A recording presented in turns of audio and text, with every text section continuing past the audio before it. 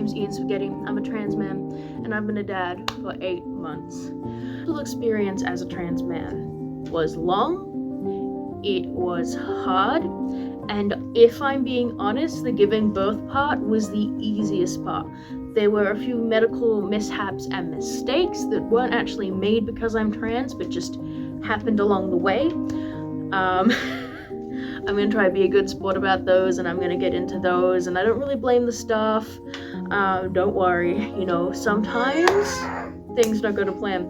I'm also gonna be talking about my own family during this, because I was not called he, him pronouns during my hospital stay because I did not request it, because despite being out as trans for the past 4 years, I still haven't come out to my dad, and despite coming out to my mother multiple times, we're not at a point where I feel comfortable being essentially, and I hate to say it this way, but myself around my mother.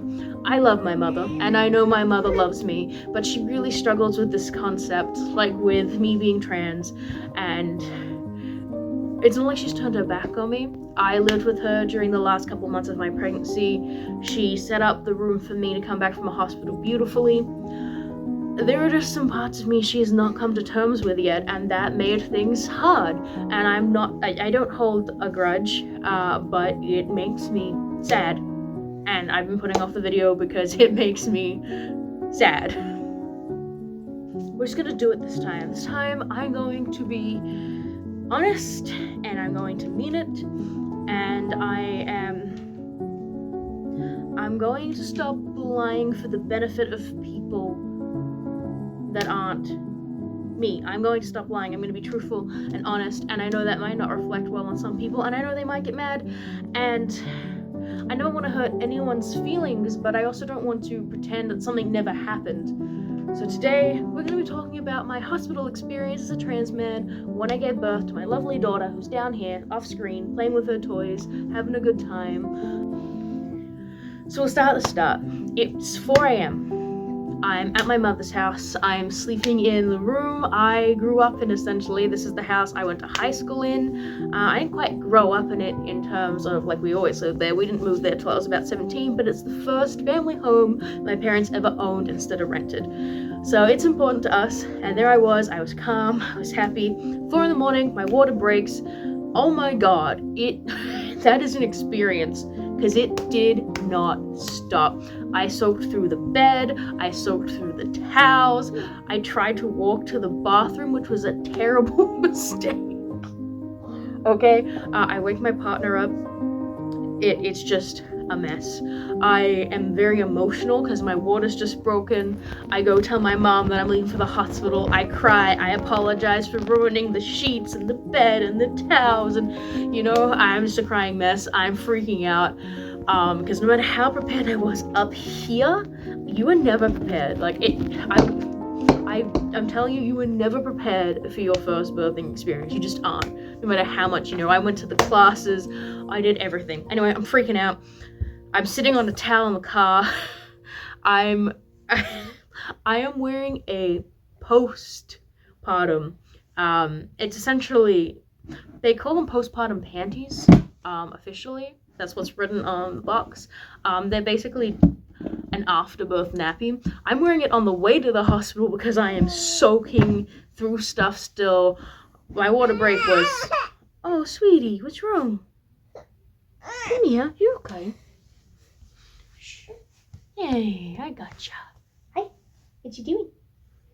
You not having fun? Did you hit your head? Did you drop something? You're okay? Okay, you go play. Here you go.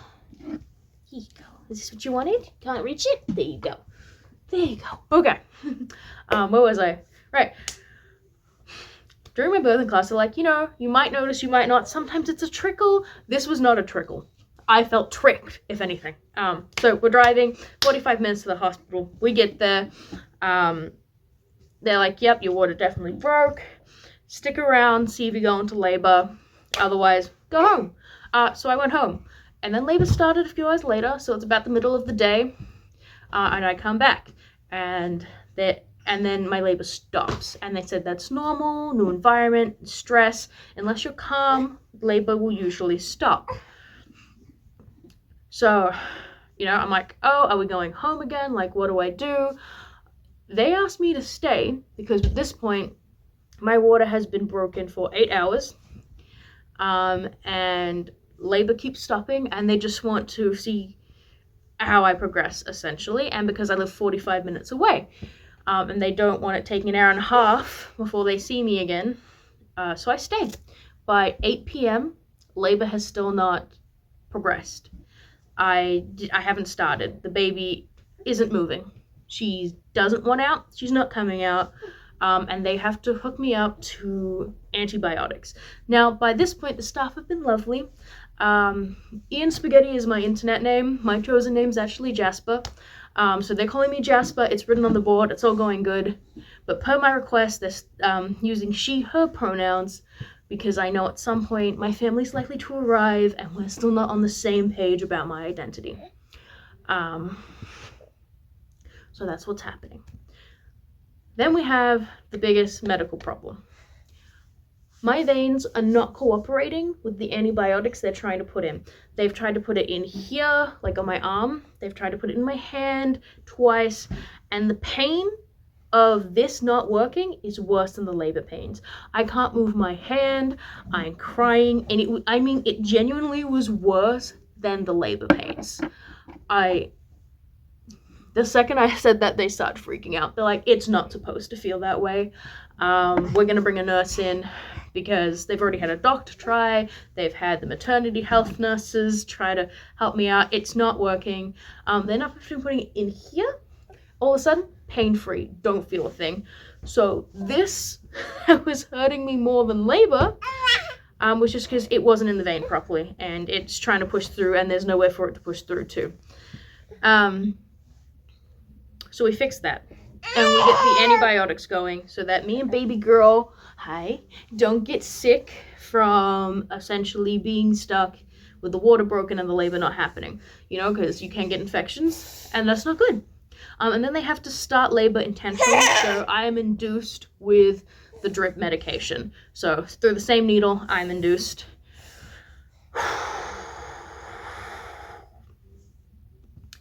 When labor starts, it is pretty bad. I get emotional and crying, and we start the gas and air, and my mom arrives, which was fine, because at that moment, I actually did need her there. I did. I was not coping. I hate hospitals. I'm afraid of needles. I've already been there, what feels like, since 4 a.m. the previous day. Because labor doesn't start till the next morning, essentially. It's not to 12 that I'm, 12, so midday the next day, that I'm in active labor. So I've already stayed overnight in this hospital. I'm scared. I hate it here. I'm in a lot of pain. My partner was there the whole time, absolute champ. Laid in the bed with me because I'm a bit of a whiny man who hates being alone and hates hospitals. So this is all really compounding for me to begin with. And my mom arrives, and it's going okay, and I get high as a fucking kite off the gas and air, which was not intentional, because at first it wasn't working, and it wasn't enough, so they turn it up. And then it starts working, and the problem is it has started working.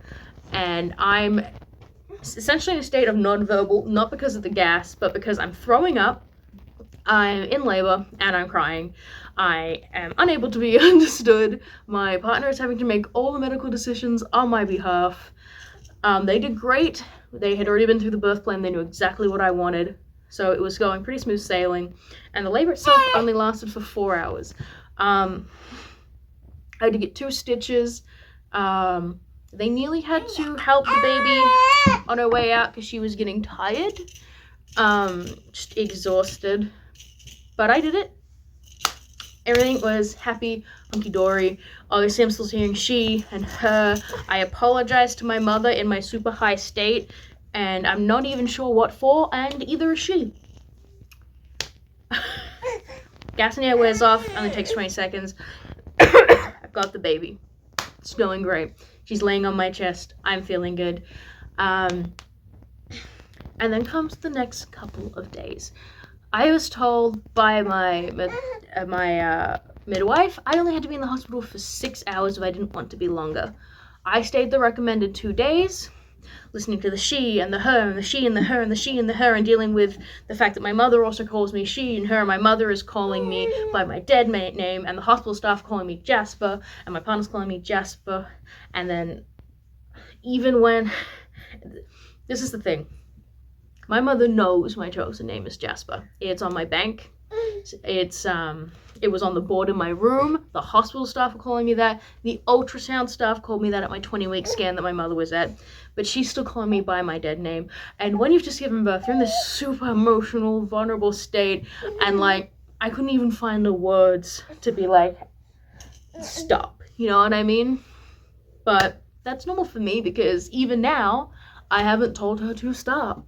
I pretty much let my mother do whatever she wants in the name of peace, and that's why all of this is so emotional for me, because it's been 4 years, and I'm trying not to be frustrated, and I'm trying to give her time, and I'm trying to give her space, and I'm trying not to make her sound like the villain, because she's not, and she loves me, and she looked after me, and she still looks after me, and I still want that relationship. I just want her to be on my side wholly and completely. Not on dead name's side, but like Jasper's, mine, me, like see me, not the little girl you named 25 years ago, you know? Because to her, that name means everything, and to me, it means nothing at all. But I digress. I'm getting a little emotional, a little yelly, a little... It was a beautiful time. Sorry. Meeting the baby for the first time was the best thing that ever happened. They placed her on my chest. Her hair was all dark from, obviously, the fluids of the body. And she opened her big gray eyes at me, and I've suggested her name, and my partner has said, given a beautiful middle name to go with it, and we've taken that right away. And it was perfect.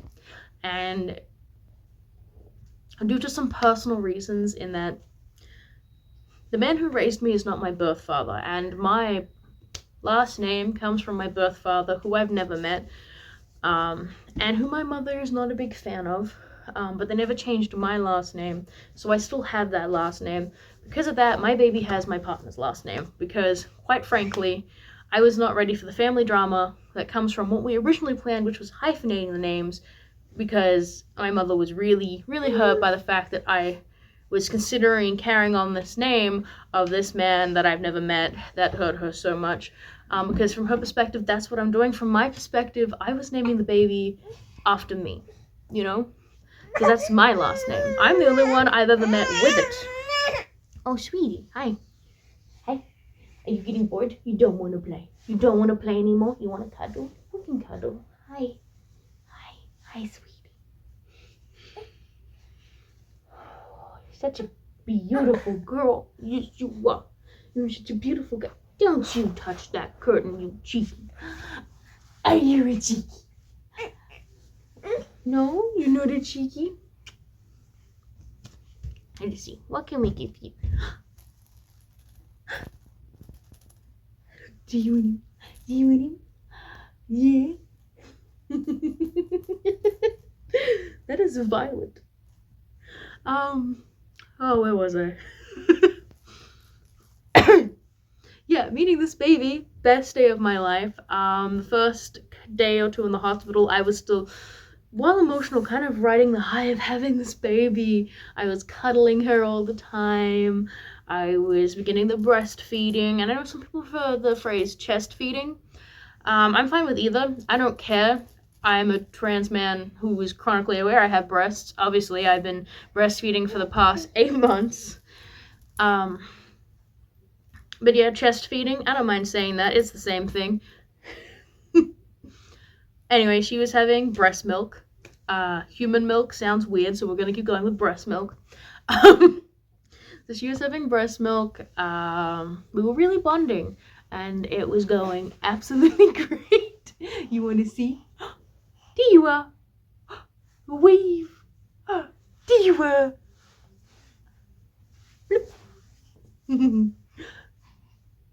Yeah. You'll have to excuse her, she's teething lately. Which is why she's staying so close to me, so I can make sure she's not in any pain and she's not sad. You're not sad? You're not sad. Ooh,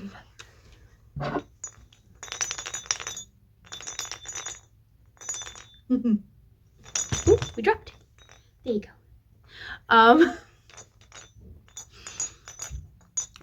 And then disaster strikes. It's the third day. I'm supposed to be leaving today. I asked to leave first thing in the morning when they do the first check. They're a little taken aback.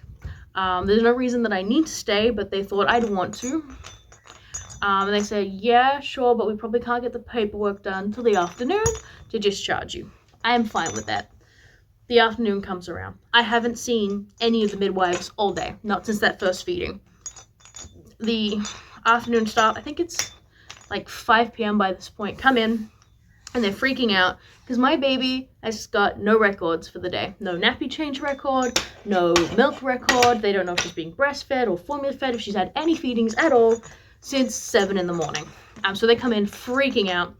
And I'm like, no, I've been feeding her. I've just been waiting for that midwife to come back with the paperwork. She said I probably wouldn't see her till the afternoon. Like, I've been real calm. That first midwife never started it. Apparently a set of twins were born during the day with quite some complications, and the whole ward had been really busy, which is how I had accidentally slipped under the radar. Glad the twins survived, glad everything was okay. Not too enthused about the fact that I was completely forgotten about, that they didn't know if my baby was okay, but I let it go because she was fine, right? Like, I could have pressed that emergency button if I had needed to. Someone's walking upstairs. Basically, I get stuck there, and the midwife is like, look, it might take us till tomorrow to get the paperwork, you might have to stay another night. I did not want to. I hate hospitals. I was already at my limit. I needed to go home. I was threatening to leave without the paperwork and just walk out.